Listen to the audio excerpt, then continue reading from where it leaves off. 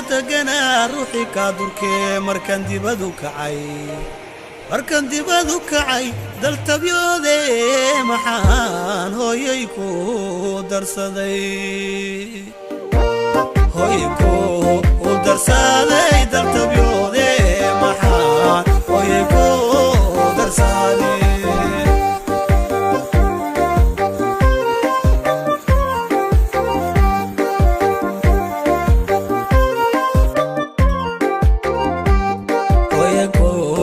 درسادي دلت بيودي معان ويكو درسادي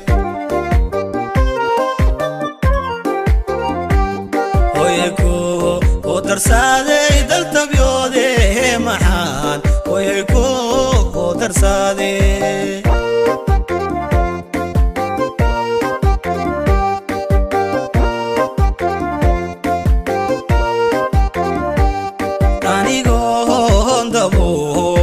فورين دمناها وحان دوني لابتو داما زنداي تربايقا قرتاي إداريلا إلا هو يلا بهذا الدار منكو ما ضياعو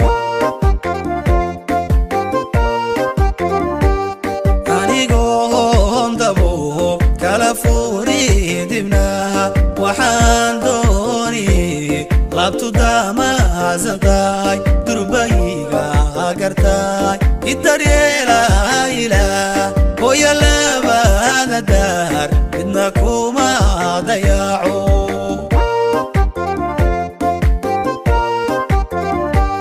ظروفها وقتيقا دربيقا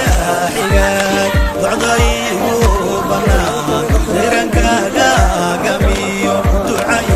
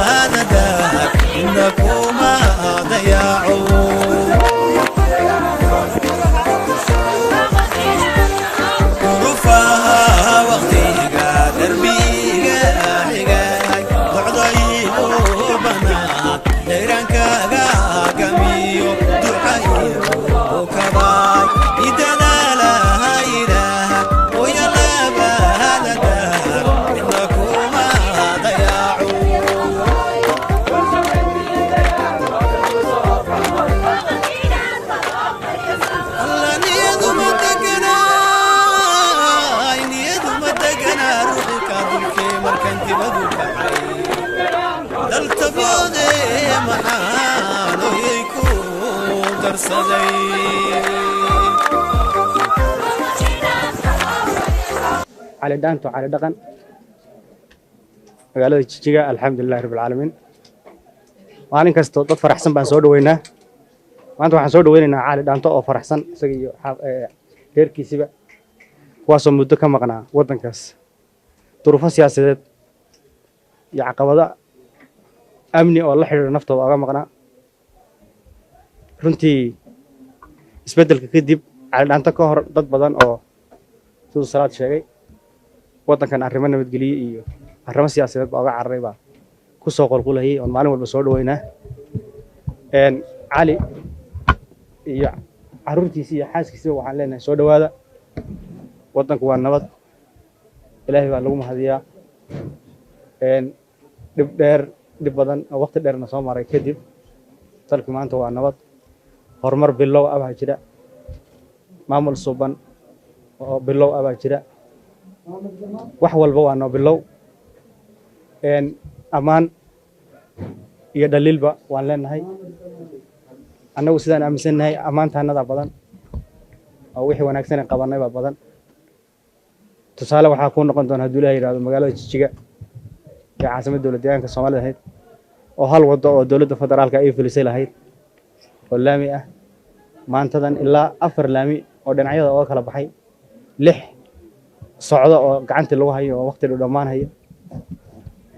Jijjiga weligeedba waxay leedahay Haile Selassie hal dugsiray lahayd maanta waxay leedahay alxamdulillaah rabbil caalamiin ilaa 6 dugsiro cusub baa ku soo kordhay tusaalayaasha marka dhanka horumarka laga qaadan karo arki doonto hadduu ilaahay yidhaahdo kuwaasa kow ka ah deegaanku meeshaad martaba heer deegaan mashaariic waaweyn oo ay fulinayaan kuwa federaalka mashaariic waaweyn oo ay fulinayaan dadkii oo nabad u nool bulshadii oo alxamdulilah habeenkiina maalintiina nabad aroortiina nabad ku baxda habeenkiina nabad ku soo dheelmata iyadoo aysan jirin hebel wax kale aad aaminsan tahay ayaad muxuu ahaa nala joogi doontaa waadna ammaani kartaa waadna na dhaleeli kartaa xor baad u tahay caqligaada iyo damiirkaada wixii ku siiyay inagu aragto baad muxuu ahaa ka falcelin doontaa insha allahu bulsho badan baa ku sugaysa dhaantadii baa loo xiisay hawlihii dhaqankaa loo xiisay codkaadii baxsanaa macaanaa baa loo xiisay insha allahu toddobaadkan waxaan rajaynaynaa in maarata bulshadu ay hoolalku buuxsamaan haduu ilaahay yidhaahdo cali iyo xamdi ku soo dhawaada waddankiinii nabad baad nagula joogi doontaan gobollada waad soo wada mari doontaan aad baadna u mahadsantihiin waxaa sharaf noo ah anigoo ku hadlaya magaca xafiiska dhaqanka iyo dalxiiska ee dowlad deegaanka soomaalida in aan maanta halkan ku soo dhaweyno cali bashiir cabdi cali dhaanto oo ah nin dhaqan ah deegaanka soomaalidana in badan ka shaqeeyey qurba joogna noqday baryahan dambe oo dalka ka cararay cadaadiskii iyo dhibkii iyo mushkiladdii jirtay dalka oga cararay waxaan ku faraxsanahay dowlad deegaan ahaan inaan ku soo dhaweyno maanta meeshan farxad aan la koobi karin aan dareemayno iyadoo dadkii dalkan cadaadiskii iyo dhibka oga cararay ee nafafyaalkooda kala baxsaday nafafyaal kalena lagu waayey qayb ka mid ah aan maanta halkan ku soo dhaweyno iyadoo cali uu ahaa ninkii dhaqanka halkan udubka u dhigay oo aad wada garanaysaan waxaan leenahay cali soo dhowow dhulkaaga oo nabada oo aan cidna maanta ku jujuubaynin cidna ku cadaadinaynin cidna ku dhibaynin meeshaad doonto aad mari waxaad doonto aad ku hadli sidan u hadal aan lagu lahayn sidan uma hadli kartid aan lagu lahayn isla markaana aan i ammaan lagu lahayn oon ammaan lagaa doonayn oo haddii aadan i ammaanin ama aad ii dhaantaynin ama aadan ii gabyin ama aad ii quslin waan ku dili aan ahayn free xorriyad iyo madax bannaani ku soo noqo dalkii wuu isbedelay wax badan oo isbedelaad ugu imaan doontaa halkan dadkii oo nin walba siduu doona u hadlayaad ugu imaan doontaa dadkii oo xor ah baad ugu imaan doontaa dalkii oo horumar iyo wanaag weyn laga sameeyey baad ugu imaan doontaa magaalada jigjigoo wada laami iyo wada laydh aad ugu imaan doontaa oo meelahaad ka timid oo kalete Yurub iyo Scandinavianka oo kale aad ugu imaan doontaa waxay doonaan ha sheegaan bini aadanku waa madhame wax badan baa la qabtay oo kaa dambeeyey wax badan oo dhimanna way jiraan dariiq horumareed baan ku soconnaa dariiq nabadgelyaan ku soconnaa dariiq wada tashi baan ku soconnaa dariiq midnimo aan ku soconnaa dariiq dawlad xor ah oo dadkeeda iyo ummaddeeda u naxaysa oo la tashanaysa aan ku soconnaa waxaan leenahay soo dhowow waan ku faraxsannahay adigoo ah cali bashiir cabdi ninkii abuuray dhaantada iyo dhaqanka soomaalida halkan wax weyn ka sameeyey bilowgiiba inaad maanta soo noqoto waan ku faraxsannahay dhulkaada ku soo dhowow dadka sharafta leh ee taageerayaashaada ah ee kuu imaan doonana waxay kuu sheegi doonaan isbeddelka faraha badan ee kaa dambeeyey halkan asalaamu calaykum waraxmatullahi tacaala wabarakaatuhu ugu horreyn waxaan rabaa inaan u mahad celiyo bulshooyinta soomaaliyeed ee ku dhaqan deegaanka intii soo dhoweysay maanta cadceedda timid iyo intii shalay ku rafaaday cadceedda labaduba waan salaamayaa waana ka raaligelinayaa wixii dhacay ugu horreyn marka labaad waxaan leeyahay wasiirka waad mahadsan tahay wasiir adiga iyo inta wasiirada kale meesha fadhidooda qof walba waxaan ku salaamayaa maamuuskiisa iyo meesha uu fadhiyo waan la socdaa warbixintan hadda aad ii sheegtay dalka waanu ka maqnaa mooyaane dhegteedu kama maqnayn wax badan oo la qabtay waan la socdaa iyo sida uu xaalku yahay in isbeddel dhacay oo isbeddelkiina siyaabo badan looga faa'iidaystay xorriyatul qowlkuba ha ugu badnaado oo ugu muhiimsanaaye waan la socdaa waxaana leeyahay ilaahaygi keenay baa ku mahadsan intii kasii hoos qaaday ee iyadana wax meel gaadhsiisayna way mahadsan yihiin intaa markaan kasoo gudbo shalayta caqabad yareeda meesha ka dhacday oon rabo inaan uga faa'iidaysto meeshan waxay ahayd waxaan anugu sii ogaa laakiin aan dhayalsaday oon islahaa maadaamaad muddo ka maqnayd eega waxaan u malayn dhici mayso warqad yar oo ay hadda kahor migrationku ii qoreen baa jirtay oo 2013 aan mar la isoo celiyey aan ku maray laakiin tii baa luntay 8 sano maanan islahayn markaad soo noqotay hadda warqadii yarayd baa loo baahan doonaa laakiin magacu weli meesha uu iska yaalay marka nin walbana isbedelku markuu dhacay intii hor taalay ee dhib ahayd unbuu nin walba is yidhi iska hor qaaday tii aniga gaarkii ahayd ciidamayn raadinayda way isugaysay wey marka anigu bay tahay inaan hadda iska hor qaado hadduu allu yidhaahdo anigoo meeshii warqadda ka timid ku celin doona marka shalay dhibkaasu ahaa cid gaar oo aan ku eedaynaya ma jirto waana ka beri baan leeyahay xukuumadda hadda jirta shalayna maynan ayagu warqadda ay dhigin oo dhibkaa shalay dhacay ayagu mas-uul kama ahayn waana uga mahad celinaya airboortka anoo ku jira inay wasiiradii saaxiibada ahaa iyo madaxweynaha ugu horeeyay inay soo waceen oo airboortka dhexdiisii waxalaali waxay qaban kareen inay shalay ay isu geeyeen culayskooda commissionkiina loo soo diray magaalada Addis Ababa waxa la yimid marka waxaan leeyahay xukuumadduna intaa way ku mahadsan yihiin waxaan kaloo rabaa oon doonaya inaan la hadlo dadka social media dadku way kala duwan yihiin siyaabo badan bay dad uga falceliyeen aniga hadalkaygu ama socodkaygu ma daara shakhsi keligii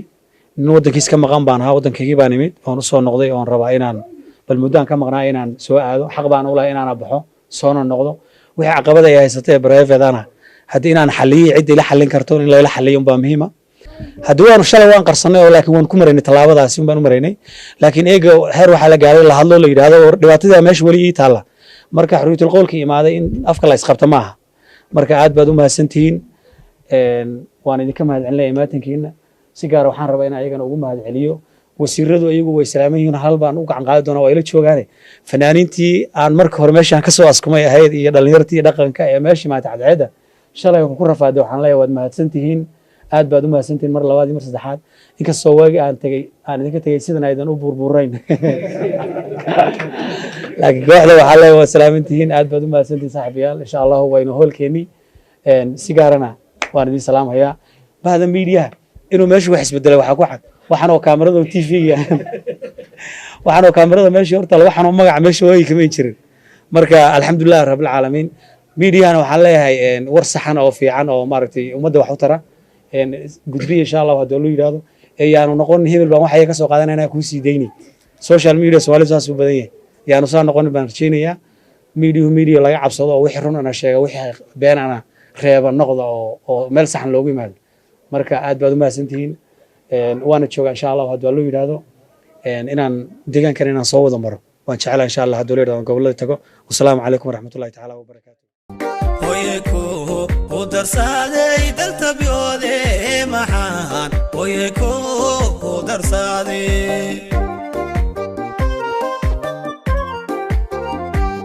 hoyku u darsaday dib jiraaye maxaan hoyku u darsaday